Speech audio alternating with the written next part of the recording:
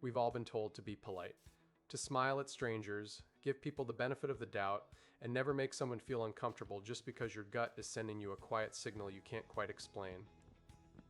We grow up learning that being kind is a virtue, that assuming the best in people is a sign of emotional maturity, and that overreacting is something to be embarrassed about. Nobody warns you about the other side of that lesson. Nobody sits you down and says, hey, there are situations where all that politeness, all that trust, all that instinct to keep the peace, it becomes a weapon someone else can use against you. Nobody tells you that the same social conditioning that makes you a good person in everyday life can make you freeze when you shouldn't, stay when you should run, or smile through something that every nerve in your body is screaming at you to escape. I learned that the hard way. There was a day, ordinary in every way it started, when I found myself trapped in a space with a stranger. Not dramatically trapped, not like in a movie. The kind of trapped that creeps up on you slowly, where each individual moment seems manageable, seems explainable, seems like something you can handle without causing a scene. And the whole time, a voice in the back of my mind was whispering that something was wrong, that I needed to leave, that this didn't feel right. But I didn't listen to it, because I'd been taught not to. I'd been taught that voice was paranoia, that acting on it was rude, that if I made a move to leave, or said something sharp, or dropped the pleasantries and just got myself out, I would be the problem. I would be the overreacting, impolite, difficult person in the story. So I stayed calm, I stayed nice.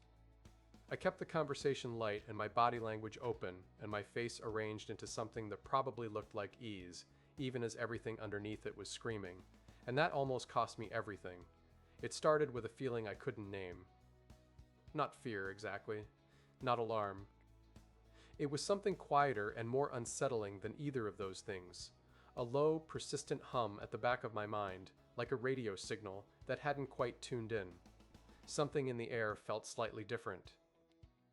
Something in the way things were unfolding felt just a degree or two off from normal. Not enough to point at.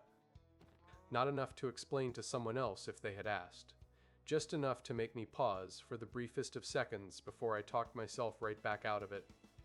That pause was my first red flag, and I ignored it completely.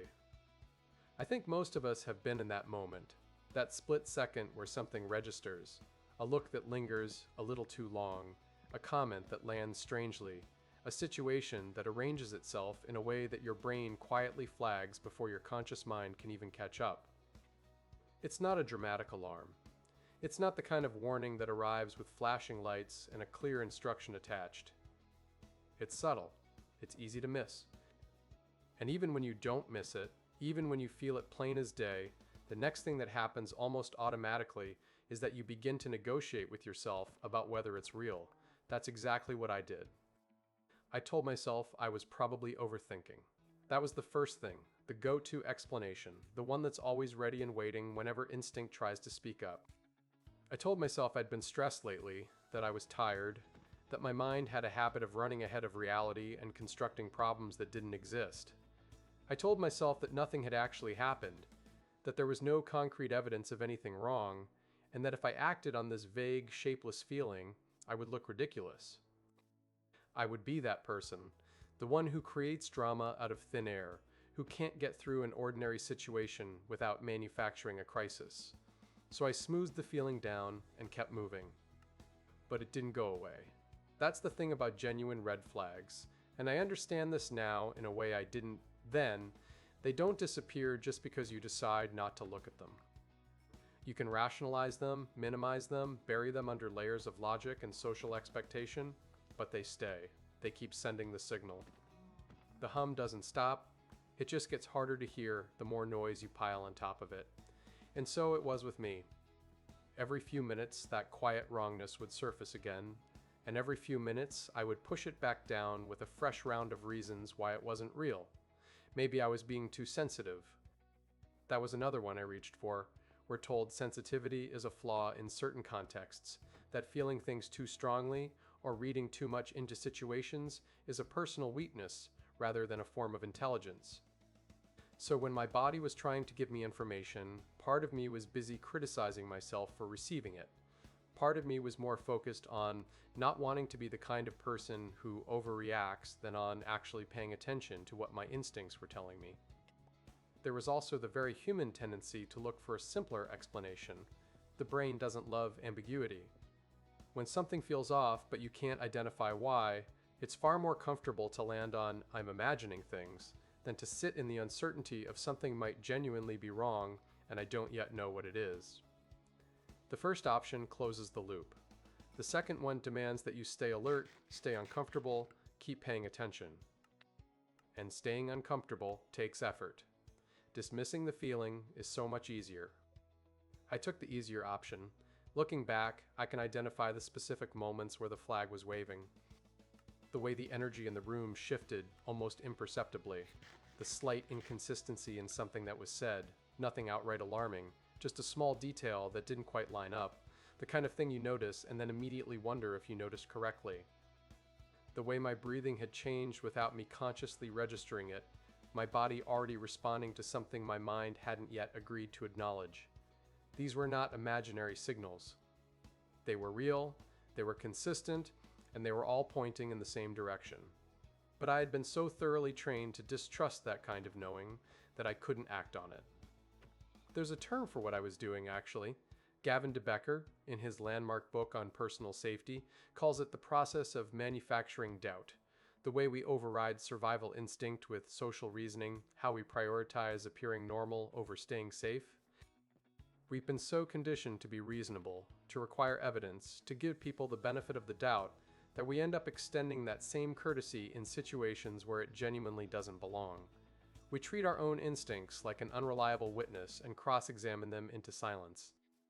That small red flag I noticed and dismissed wasn't small in the way I thought it was. It wasn't a blip or a glitch or a product of an overactive imagination. It was the first data point in a pattern that was already forming around me, one I might have seen clearly if I had simply allowed myself to take it seriously. Instead, I told myself the most dangerous lie that people in uncomfortable situations tell themselves every single day. I told myself it would probably be fine. I told myself to stop overthinking. And I kept going, walking deeper into something I had already, on some level, recognized as wrong, because I didn't yet understand that the small, quiet, easy-to-dismiss feeling in my chest wasn't weakness or paranoia or sensitivity. It was my instinct doing its job. And I had just fired it. One moment, everything felt manageable. The next moment, it didn't. That's the thing nobody prepares you for.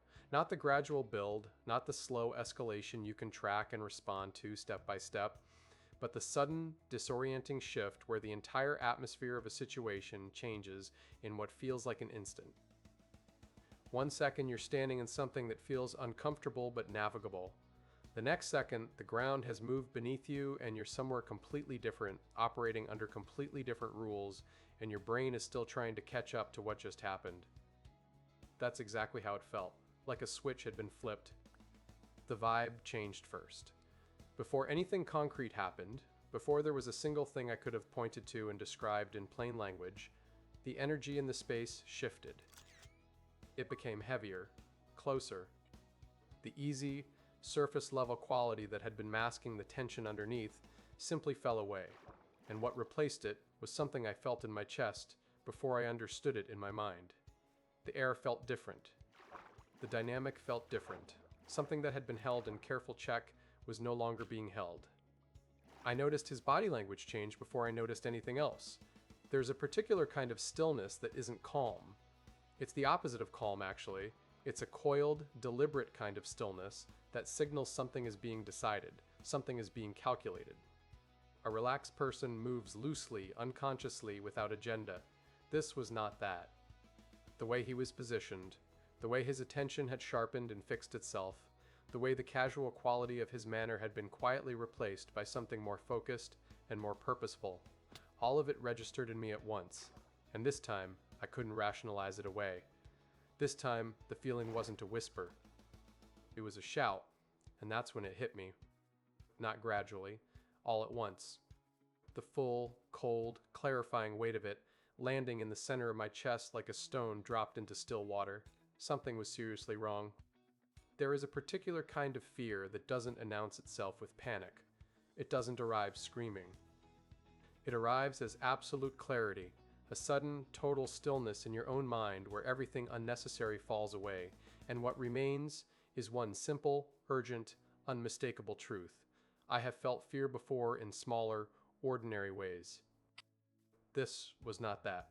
This was my entire nervous system coming online at full capacity, every sensor firing, every system redirecting toward a single purpose. This was my body recognizing a threat and marshaling every resource it had. The problem was that my mind was still trying to manage the social situation. Even in that moment, even with every alarm in my body going off simultaneously, there was still a part of me that was worried about being rude, still a part of me that was looking for a polite way to handle this, a graceful exit, a way to de-escalate without making things awkward. That's how deep the conditioning runs. That's how thoroughly we are trained to prioritize social smoothness over personal safety. Even standing in the middle of a moment that my body had correctly identified as dangerous, I was still partially occupied with the question of how to handle this without offending anyone. That internal conflict cost me precious seconds. Because here is what happens when a situation changes fast and you're not prepared for it. Your response time gets swallowed by confusion. You're not just processing the threat itself, you're processing the gap between where you were a moment ago and where you are now. You're processing the dissonance between the version of events you had constructed in your mind and the version that is currently unfolding in front of you. You're processing shock, even when the shift wasn't entirely surprising, because there's always a part of us that doesn't fully believe things will go wrong until they do. All of that processing takes time, and time, in moments like this, is the one thing you cannot afford to waste. I remember the specific sensation of my thoughts trying to reorganize themselves in real time, the mental scrambling, the rapid review of the situation, the desperate attempt to find a frame that made this something other than what it clearly was. Maybe I'm misreading this. Maybe this is still fine. Maybe there's an innocent explanation for the way everything just changed. The mind does this. It bargains for normalcy even as normalcy is visibly dissolving. It reaches for the comfortable interpretation until the uncomfortable one becomes completely undeniable. It became undeniable very quickly. What I also remember is the way my senses sharpened. Suddenly I was aware of everything, the exact distance between us, the layout of the space around me, where the exits were, what was within reach, how loud I could be if I needed to be, whether anyone outside could hear me. All of that information flooded in at once with a kind of high-definition clarity I had never experienced before. This, I later understood, was not coincidence or imagination. This is what the human body does when it enters a genuine threat response. It stops filtering. It stops prioritizing comfort and social awareness and the management of other people's feelings. It zooms in on survival, and it processes the environment with a speed and precision that ordinary conscious thought cannot match. My body knew exactly what it was doing. The tragedy was that I had spent so long overriding that body, dismissing its signals, educating myself out of trusting it, that even now, even when it was performing exactly as it was designed to, giving me exactly the information I needed, I was still half caught in the habit of questioning it. The situation had changed fast. The control I thought I had was gone. The version of events I had been telling myself was in pieces on the floor, and somewhere beneath the fear, beneath the scrambling and the shock and the frantic internal negotiation, one clear thought finally cut through everything else. I needed to get out, not politely, not gracefully, not in a way that considered anyone else's comfort or preserved the social order of the moment, just out. The thoughts came fast and they came hard.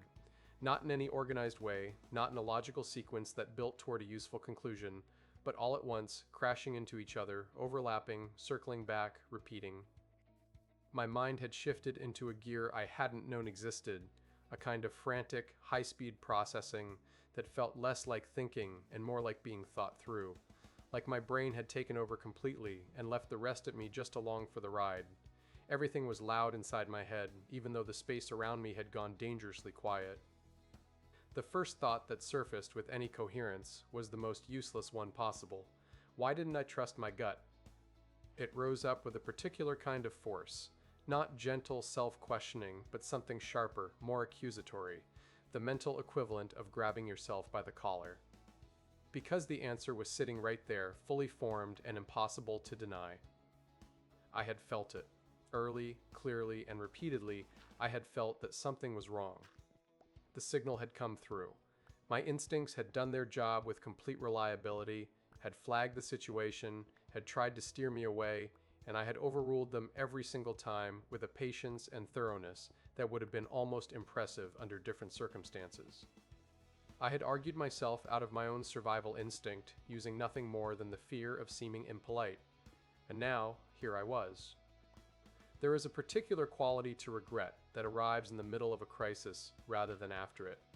It doesn't have the reflective, almost peaceful sadness of hindsight regret. It's hot and urgent, and it burns. It arrives not as a lesson but as an indictment, and it demands your attention at exactly the moment when you can least afford to give it. I was caught in that burning, present tense regret now, cycling through every moment where I had felt the warning and chosen to ignore it, replaying each one with the horrible clarity that only arrives too late, seeing so plainly how differently things might have unfolded if I had simply listened. How did I let this happen? That question was the second wave, and it carried a different weight. The first question was about instinct. This one was about agency, about the sequence of choices that had led me here, about the accumulated effect of every small decision I had made that prioritized someone else's comfort over my own safety.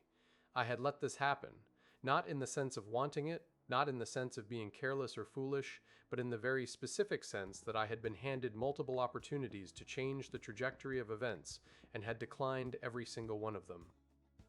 I had been so focused on not being the problem that I had walked myself straight into one. The mind does something cruel when it's trapped in a high-stakes moment. It doesn't just process the present. It audits the entire path that led here. It pulls up evidence, reviews decisions, assigns blame with a speed and a mercilessness that would be extraordinary under any other circumstances. I was being subjected to that audit in real time, every error in judgment presented to me in vivid detail, while I simultaneously needed to be fully present and functional in an unfolding situation. The mental load was staggering. Part of me was back at the beginning of the day, tracing the route that had brought me here. Another part of me was in the room, reading every shift in the atmosphere, tracking every movement, calculating distances and options. Another part of me was struggling to hold all of that together without falling apart completely. Every second felt intense in a way that language doesn't fully capture. Time had changed texture. That sounds strange, but it's the most accurate description I have. Seconds were no longer the light, interchangeable units they are in ordinary life. Each one had weight, each one had consequence. Each one that passed without me taking action felt like a resource being spent, a door being slowly closed, an option quietly removed from the table. I was acutely, almost painfully conscious of the passage of time in a way I had never experienced before. Not the bored awareness of time moving slowly, but the terrified awareness of time moving with indifferent speed while I was still trying to decide what to do with it. And underneath all of it, something else was happening that I wouldn't fully understand until much later. My body and my mind were at war. My body had already decided. It had been decided since the moment the situation shifted. Every physical instinct I possessed was oriented toward a single outcome, pulling me toward action, toward movement, toward exit. The physiological reality of fight or flight is not subtle. Your heart rate climbs. Your muscles prime themselves. Your breathing changes. Your body is already leaving even when your feet haven't moved, already preparing for the physical reality of getting out of a dangerous situation. It is ancient and automatic, and it does not need your permission. My mind, on the other hand, was still negotiating, still running the social calculations, still asking whether this was really as serious as it felt, still searching for a version of events that would allow me to handle this in a measured, reasonable, non-dramatic way. Still, even now, even here, carrying the weight of all that conditioning about how to behave, how to be perceived, what it means to be a person who doesn't overreact. The gap between what my body knew and what my mind was willing to accept was costing me everything. There's a concept I've thought about many times since that day, the idea that clarity, real clarity, sometimes only arrives at the exact moment you can least afford to have been without it. I had been unclear for the entire duration of this situation. I had been murky with self-doubt and social anxiety and the habitual practice of dismissing my own perceptions. And now, precisely when it mattered most, the clarity had arrived in full force, burning away every excuse and every rationalization and every polite fiction I had constructed. The reality was simple. I was in danger. I had known it longer than I had admitted it. And every second I spent inside my own head, reviewing how I had gotten here, was a second I was not spending on the only thing that actually mattered anymore: getting myself out. I want to be honest about what acting looked like in that moment. It didn't look like the movies. It didn't look like a sudden surge of confidence, a perfectly executed plan, a calm and competent response that handled everything cleanly and left no loose ends. There was no moment where I straightened up, squared my shoulders, and took control of the situation with quiet authority. None of it looked like that. None of it felt like that. What it actually looked like was messy and imperfect, and driven not by courage in any romantic sense of the word, but by something far more raw and fundamental than courage: the simple, animal, undecorated will to not let this be the end of the story. That was enough. Barely. But enough.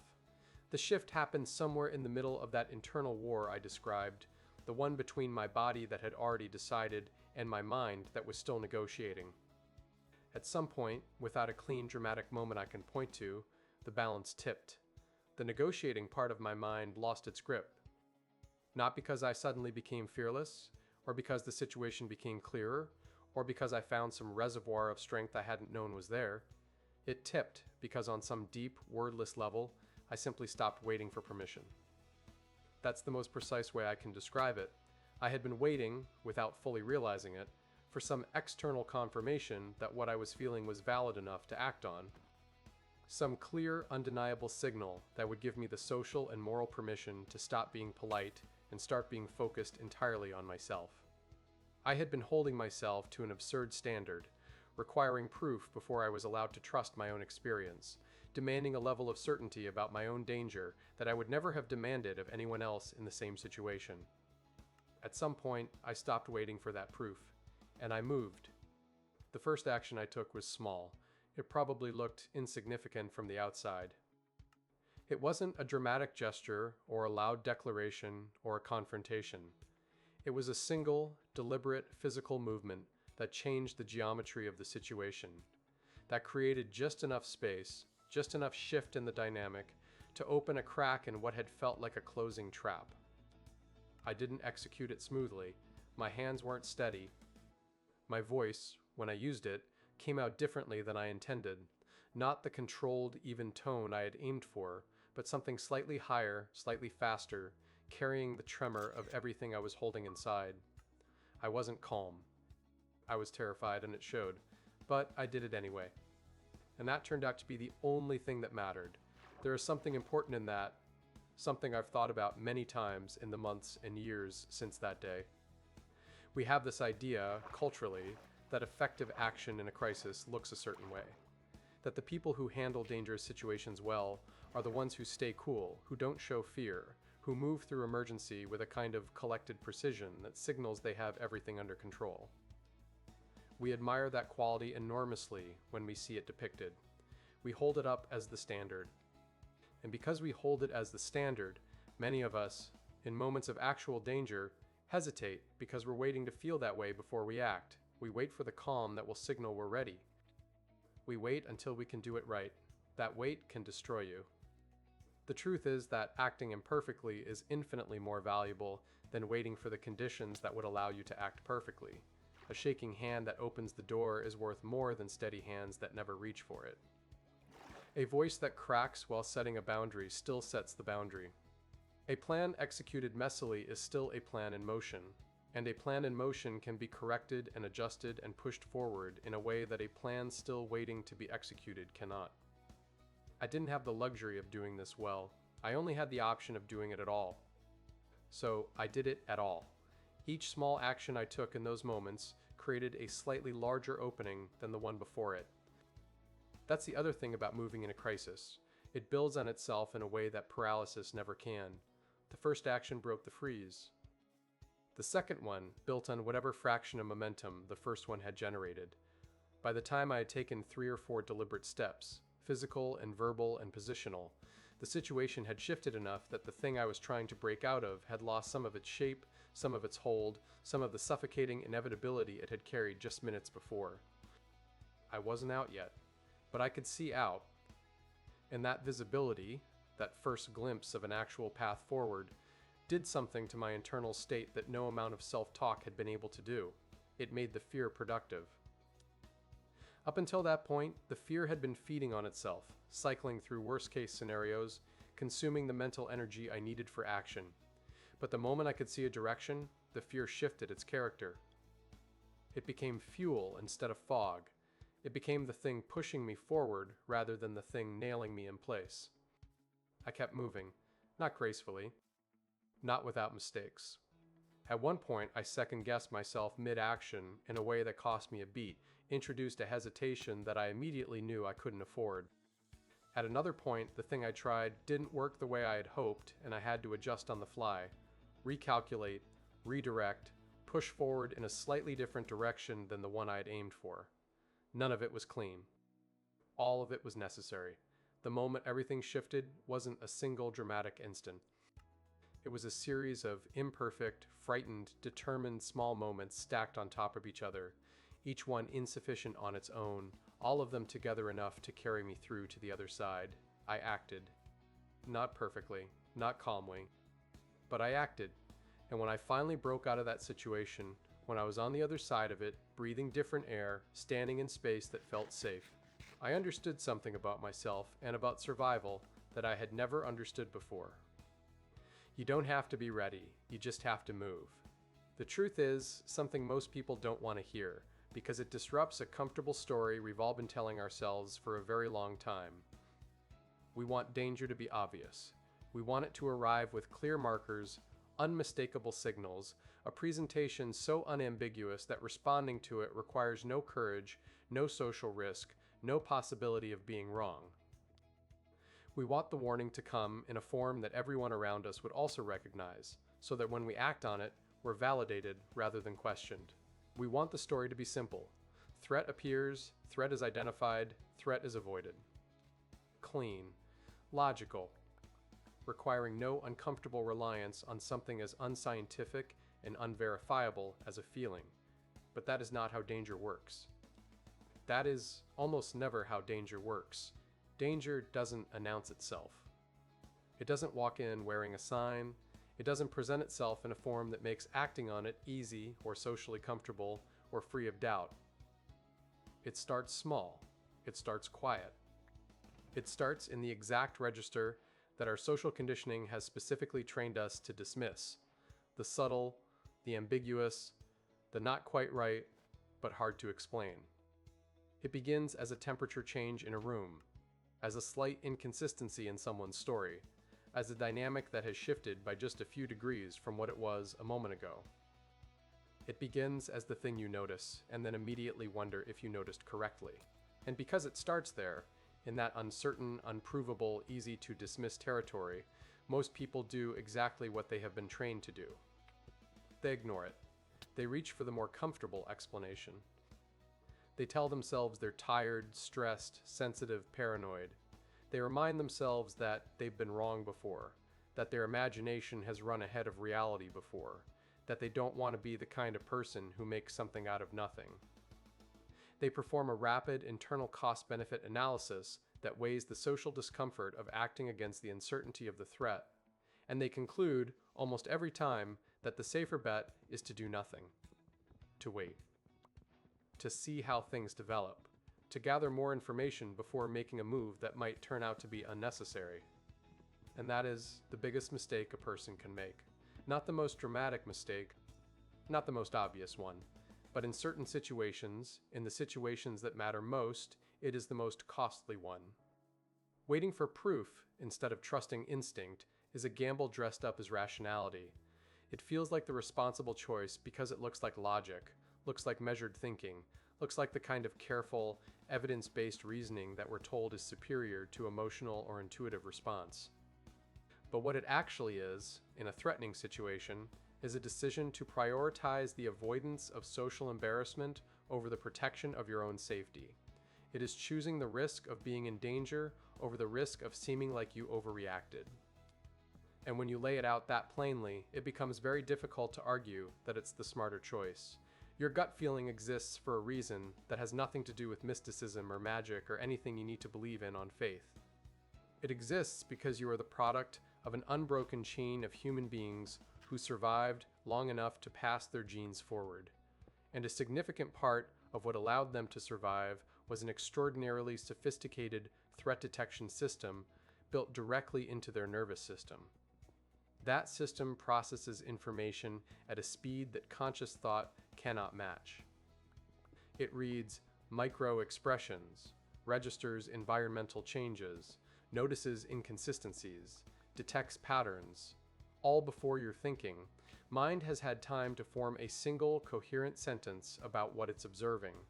The felt sense of wrongness that arrives before you can explain it is not a malfunction. It is that system doing exactly what it was built to do, reporting its findings in the only language fast enough for the moment. When you override it with social reasoning, you are not being more intelligent than your instinct. You are being slower. The instinct got there first.